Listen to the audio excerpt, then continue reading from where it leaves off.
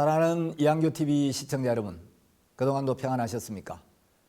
예레미야 30장 17절에 보면 하나님께서 내가 너를 치료하여 내 상처를 낫게 하리라 하는 말씀을 하셨는데, 우리가 인생을 살다 보면 마음의 상처를 받을 때가 있죠. 오늘은 우리 마음의 상처를 치료하시는 하나님, 우리 인생의 치유자이신 하나님에 대해서 여러분들에게 말씀을 좀 드리려고 합니다.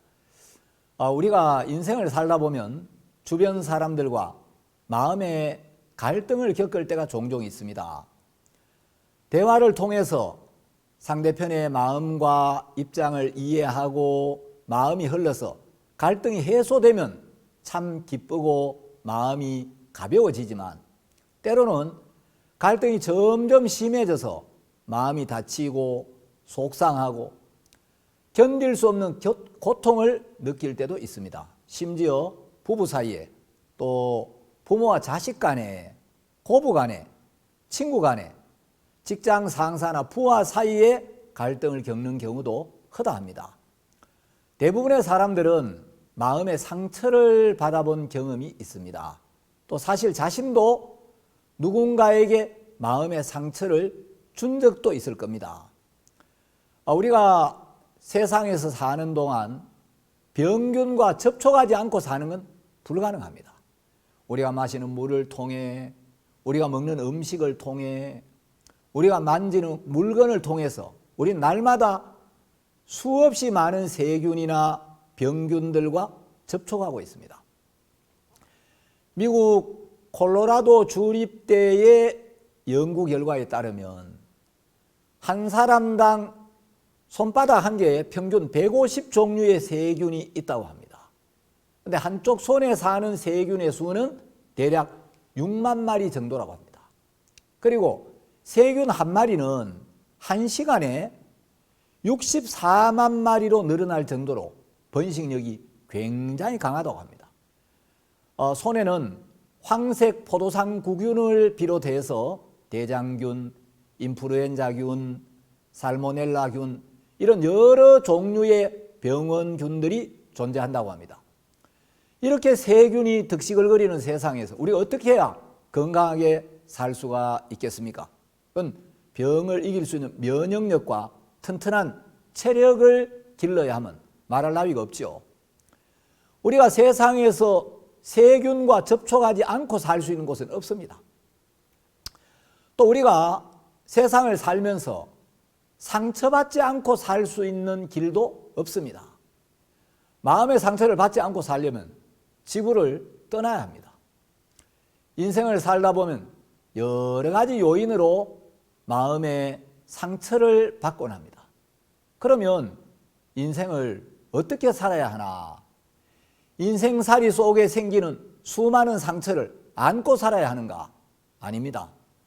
마음의 상처나 병을 이길 수 있는 항체와 튼튼한 마음을 만들면 우리가 이런 문제를 만나고 어려움을 만나고 때로는 상처가 될 만한 그런 일들을 만나도 우리는 그것을 이겨낼 수가 있습니다. 우리 몸에 많은 병이 있듯이 우리 마음에도 많은 병이 있습니다. 몸이 병들면 몸이 아프고 힘이 없어지고, 병이 낫지 않으면 고통 속에 죽게 되죠. 마음도 그렇습니다. 마음이 병이 들면 마음이 아프고 마음에 힘이 없고 마음이 죽습니다. 마음이 건강한 사람은 어떤 상황에서도 소망을 찾아내지만, 마음이 약하고 마음이 병든 사람은 쉽게 좌절하고 부정적이고 비관적인 생각을 하게 됩니다. 마음이 약하거나 마음이 병들면 불안해지고 두려워지고 쉽게 낙심하게 됩니다. 그리고 강박증, 우울증, 분노조절 장애, 스트레스 장애, 귀차니즘, 이제 이런 증상들이 나타나게 되는 거죠. 세상에는 과거에 받은 마음의 상처가 아물지 않고 덧나서 가슴앓이를 하는 사람들이 굉장히 많습니다. 때로는 지난날 받은 마음의 상처가 삶 전체를 흔들기도 합니다. 과거에 받은 상처를 고스란히 끌어안고 그 상처를 준 사람에 대한 분노와 원망, 복수심과 저주, 절망감을 품은 채 불행한 삶을 이어가는 사람들도 많습니다. 상처를 받으면 마음이 다치고 대화가 차단되면서 마음이 고립되죠. 여러분, 마음의 상처를 받아 말하기가 싫어지죠. 마음이 강하면 어떤 문제가 다가와도 마음에서 이겨나가고 웬만한 말을 들어도 소화를 시키지만, 마음이 약한 사람은 기분을 상하게 하는 작은 말에도 기분이 나빠지고 자신을 거스르는 사소한 행동에도 쉽게 상처를 받습니다. 마음이 약한 사람은 자기 마음에 맞는 소리만 듣고 싶어하고 자기 마음에 안 맞는 소리를 들으면 쉽게 마음을 닫고 잘 삐지고 부담스러운 일을 피하죠. 우리가 인생을 살다 보면 마음이 상할 때가 가끔 있습니다. 마음이 상하면 마음이 상처를 입습니다. 몸의 상처든 마음의 상처든 그 상처가 아물지 않고 깊어지거나 덧나면 병이 되죠. 마음이 상처를 받으면 마음이 다치고 마음이 다치면 사회적으로 고립되게 됩니다. 마음의 병이 치유되지 않고 깊어지면 고통도 커지고 우울증도 오게 되고 심하면 극단적인 선택도 하게 되죠. 그래서 마음의 상처가 치료될 때 굉장히 중요한 점은 주변에 마음을 나눌 사람이 있어야 한다는 겁니다. 마음의 대화를 나누고 마음이 흐르면 마음이 가벼워지고 마음이 밝아지고 마음이 가까워지고 마음에 기쁨과 힘이 생깁니다. 그러면 마음의 병이 낫게 됩니다. 마음의 상처가 생겼을 때 마음을 닫고 마음이 고립되면 아주 위험해집니다.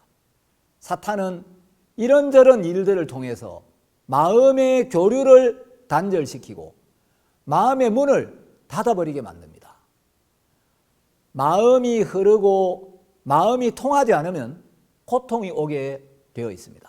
제가 한 번은 해외를 가다가 비행기 안에서 어떤 영화를 보게 됐는데 그 영화의 한 토막, 잠깐 어떤 지나가는데 소통하지 않으면 고통하게 된다. 이런 대사가 있더라고요. 마음도 그렇습니다. 모든 병에는 원인이 있듯이 마음의 병에도 반드시 원인이 있습니다. 그리고 마음의 병도 좋은 의사를 만나서 적절한 약을 쓰면 반드시 낫게 됩니다. 몸이 약한 사람이라도 식습관, 생활 습관을 바꾸고 꾸준히 운동도 하고 훈련을 하면 건강해지듯이 약한 마음도 훈련을 하면 강하게 되고 좋은 마인드를 받아들이면 마음이 힘을 얻게 되고 병든 마음도 치료하면 건강하게 됩니다. 몸만 아니라 마음에도 좋은 양식이 있고 좋은 약이 있습니다. 마음의 상처는 사람들로 인해 생기는 경우가 대부분입니다. 어린 시절 가족이나 주위 사람들로부터 받았던 무시나 모욕, 믿었던 사람의 배신, 남들로부터 듣는 가시돋친 말, 험악한 말, 이런 말들로 인해 상처를 받고 그 상처가 아물지 않아 고통하는 사람들이 굉장히 많습니다. 마음의 상처는 주로 가까운 사람들로부터 많이 받습니다.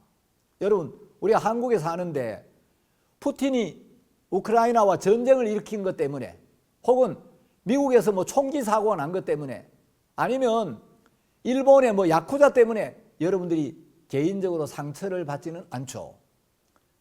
자신과 가까운 사람들이 주로 상처를 입히고 또 자신도 때로는 상처를 주기도 합니다. 우리가 마음의 상처를 받는 요인들은 매우 다양합니다.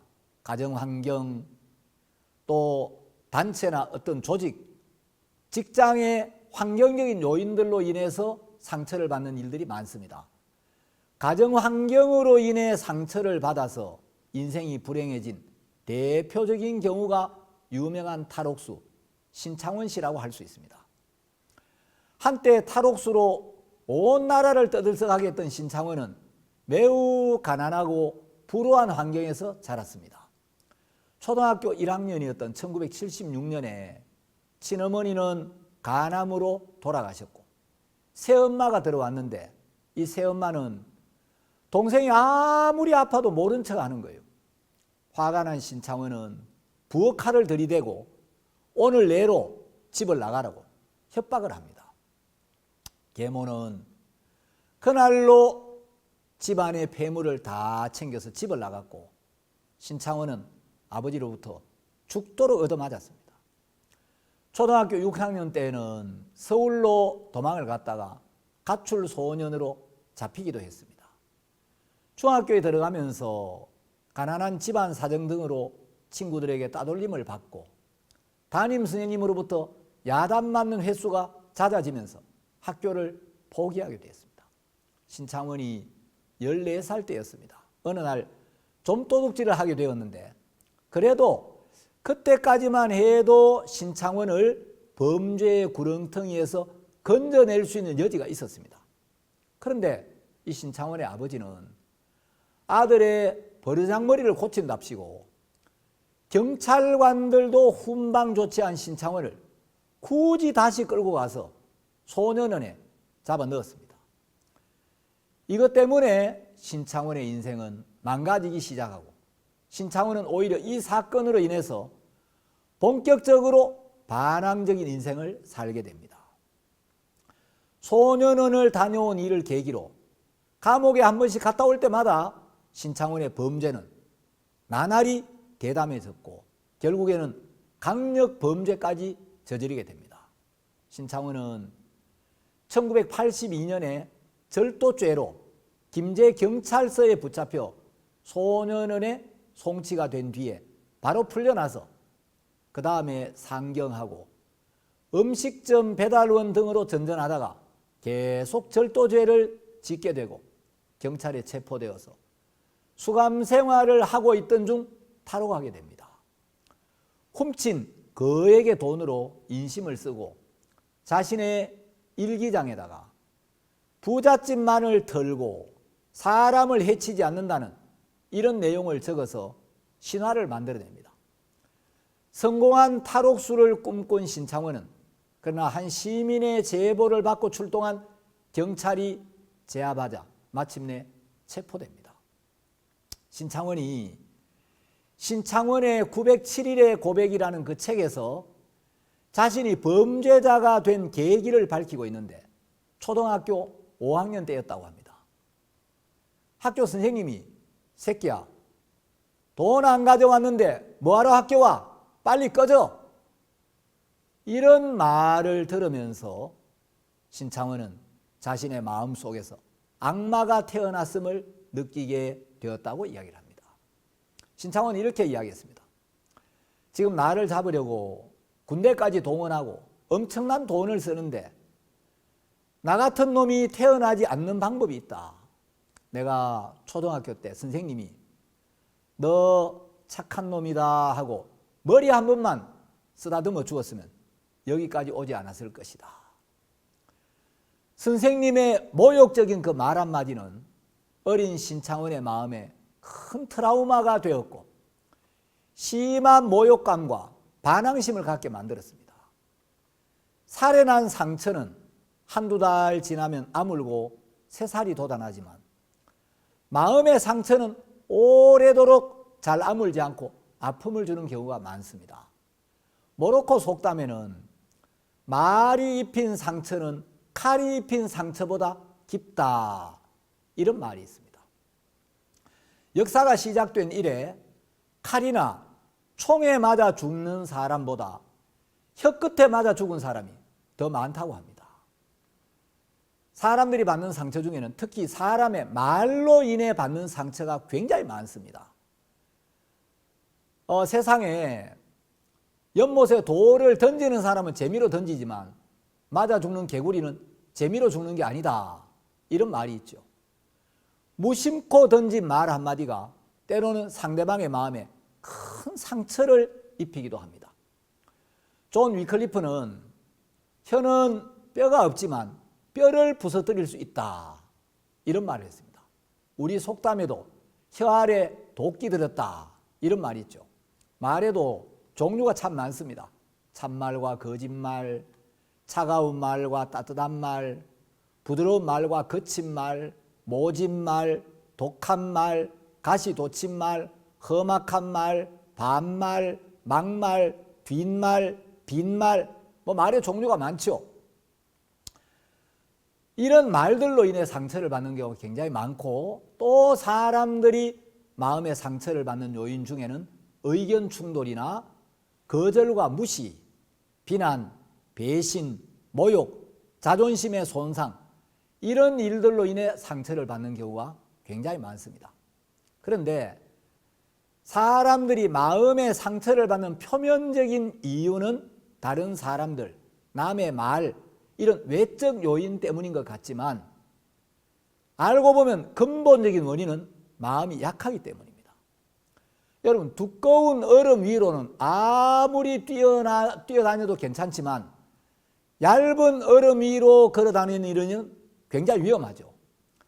얇은 얼음 위로는 사람이 지나가면 쉽게 깨어지지만 두껍게 꽁꽁은 얼음 위로는 짐을 잔뜩 실은 트럭이 지나가도 끄떡없듯이 마음이 약한 사람은 작은 문제만 만나도 끙끙 앓고 말을 안 하고 밥을 안 먹고 어려워하지만, 마음이 강한 사람은 여간한 문제를 만나도 살다 보면 이런 일도 있고 저런 일도 있고 이런 문제도 만나고 저런 문제도 만나지 하고 마음에서 이겨냅니다.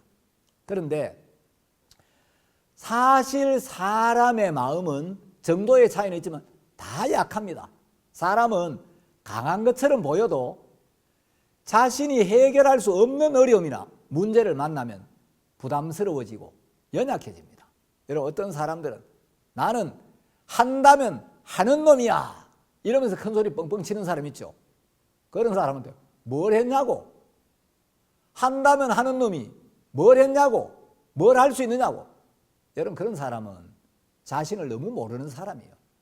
쓸데없는 자존심과 똥꼬집만 세우고 있는 거지, 실제로 자신을 곰곰이 살펴보면 마음을 못 꺾는 거예요. 자신을 모르는 거죠.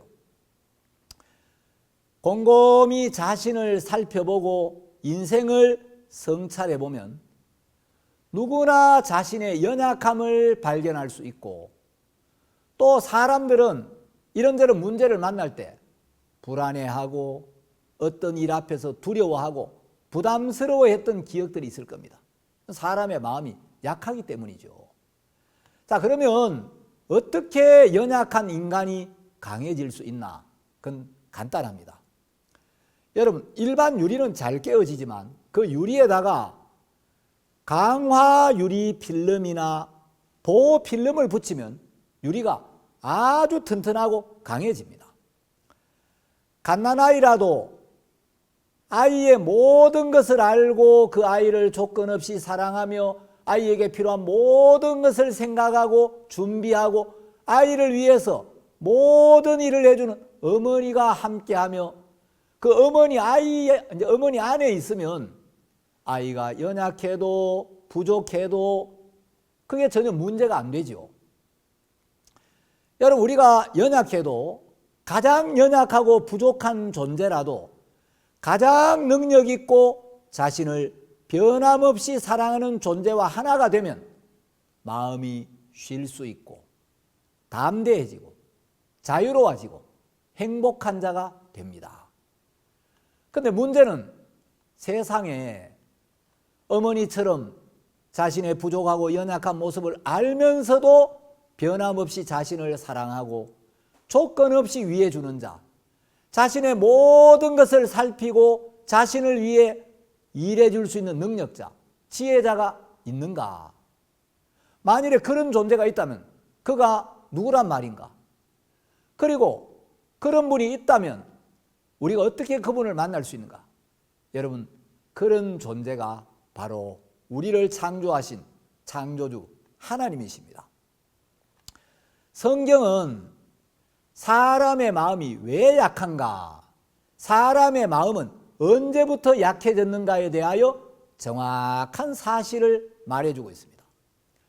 인간은 원래 하나님의 형상대로 지음을 받았고, 하나님은 인간에게 만물을 다스리고 만물을 정복할 권세를 주셨지만, 인간이 사탄의 음성을 듣고 사탄에게 속아서 하나님을 버리고 하나님을 떠나면서부터 인간의 마음이 약해졌습니다.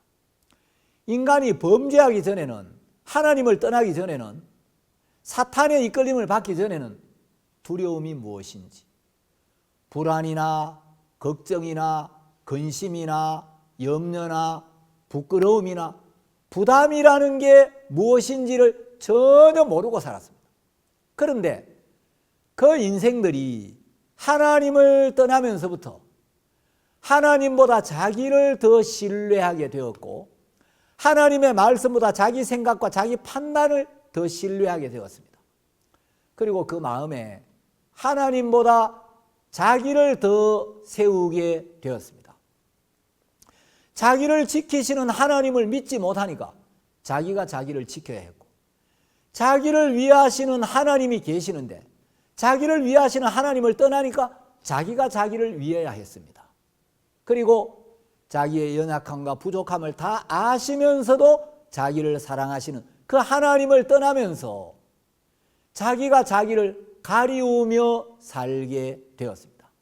성경은 마음 중심에 자기가 세워진 것을 죄라고 합니다. 자기를 위하시는 하나님이 계시는데 자기를 위하시는 하나님을 믿는 믿음이 없는 사람의 마음 중심에는 자기가 서 있습니다. 그런 사람의 마음 안에는 자기를 세우려는 마음, 자존심, 자기를 지키려는 마음, 자기를 가리우려는 마음이 자리를 잡고 있습니다. 자기가 마음 안에서 왕된 마음, 자기가 주인된 마음, 이것이 바로 죄인의 마음입니다. 모든 고통은 실제로 마음에 자기가 세워져 있는 데서, 자기를 신뢰하고 자기를 세우려는 데서 오는 겁니다. 하나님을 떠나 사탄의 영역에 속한 인생의 중심에는 전부 자기가 세워져 있습니다. 연약하고 능력 없는 이 자신이 자기 인생의 주인이 되면 인생이 고통스럽고 피곤하고 어렵게 마련입니다. 그러므로 우리가 하나님의 말씀 안에서 사탄이 우리를 어떻게 속였는지를 깨닫고 자신의 마음이 왜 약할 수밖에 없는지를 발견해야 됩니다. 우리를 하나님과 끊어지게 하고 우리가 하나님에게서 멀어지게 한 것은 바로 죄였습니다. 그렇기 때문에 하나님과 우리 사이를 가로막고 있는 죄의 문제를 해결하고 죄 사함을 받고 하나님을 믿는 믿음이 들어오면 그 마음이 의로워지고 강해지고 지혜로워지고 쉼이 오고 행복해집니다. 우리가 하나님과 화목하게 되고 하나님과 연합되면 마음이 쉼을 누리게 되고 담대해지고 자유로워지고 온갖 두려움과 염려에서 벗어나게 됩니다. 예수님은 사망을 이기시고 세상을 이기시고 사탄을 이기신 분입니다. 사망도 이기신 가장 능하시고 부유하신 그 예수님이 나를 위하시고 나와 함께 하시며 나를 인도하시고 나를 도우시면 그때 우리는 진짜 담대한 사람, 강한 자가 되는 것입니다. 아무리 연약한 자라도 강한 자, 능한 자, 지혜로운 자, 은혜와 사랑으로 충만하신 하나님과 하나가 되면 그 하나님 안에 거하면 그 하나님과 동행하면 마음에 안식과 자유가 있고 담대해집니다. 세상에서 가장 지혜롭고 세상에서 가장 강하시고 우리를 완벽하게 아시고 항상 우리를 사랑하시는 하나님과 하나가 되면 우리 마음이 평안하고 담대하고 자유롭고 행복한 사람이 됩니다. 하나님과 하나가 되려면 죄 사함을 받아야 합니다. 마음에 있는 모든 죄를 사함받고 하나님과 마음이 하나가 되면, 그 하나님과 함께하면 어디를 가든지 무슨 일을 만나든지 평안하고 소망이 생기게 됩니다. 비록 그 자신은 연약할지라도 강하고 능하신 하나님이 함께 하시면 강하게 되고, 미련한 자라도 지혜로우신 하나님의 말씀을 받아들이면 지혜로운 자가 됩니다. 죄가 있는 사람도 예수님의 보혈을 받아들이면 죄가 씻어지고 의롭게 됩니다. 부족하고 온전하신 하나님, 부족한 자라도 온전하신 하나님이 그와 함께하며 그를 위하시면 그는 부족함이 없는 자가 되는 거죠. 아무리 추하고 악한 자라도 예수님이 깨끗하게 하시면 그는 깨끗하게 되고 의롭게 됩니다. 나를 지으시고 나의 모든 것을 아시며 내 연약하고 부족한 걸 아시면서도 나를 사랑하시는 그 하나님과 하나가 되면 담대하고 소망이 생기고 마음에 참된 쉼을 누리게 됩니다. 하나님을 마음에 모시면, 죄사함을 받고 하나님과 하나가 되면 하나님은 우리 삶의 모든 문제를 이기게 해주시는 항체가 되어 주십니다. 시편 18편 2절에 보면 여호와는 나의 반석이시요 나의 요새시요 나를 건지시는 자시요 나의 하나님이시요 나의 피할 바위시요 나의 방패시요 나의 구원의 뿌리시요 나의 산성이시로다. 이런 말씀이 있습니다. 누구든지 이런 하나님을 만나면 자신은 부족하고 연약해도 강한 자가 되고 담대한 자가 되고 죽음의 강을 건널 때도 확실한 소망을 가지고 건널 수가 있습니다. 이 말씀을 들으시고 공감하시는 분들은 구독 신청도 해주시고, 여러분 주변에 마음의 상처와 갈등으로 고통하는 많은 분들이 이 영상을 보고 하나님께로 돌아올 수 있도록 많은 분들에게 전파해 주시기를 바랍니다. 그리고 여러분들이 또 영상을 들으시고 아멘이 되시고 공감이 되시는 분들은 댓글로도 마음을 표현해 주시면 감사하겠습니다. 감사합니다.